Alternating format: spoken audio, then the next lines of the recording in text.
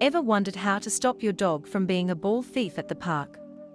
It's all about teaching them proper manners and respect for other dogs' toys.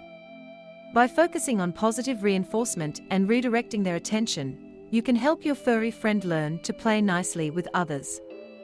Remember, patience and consistency are key in breaking this habit. So, next time you're at the park, watch your pup play like a good sport and make new friends without causing any toy drama. It's all about good vibes and happy tales.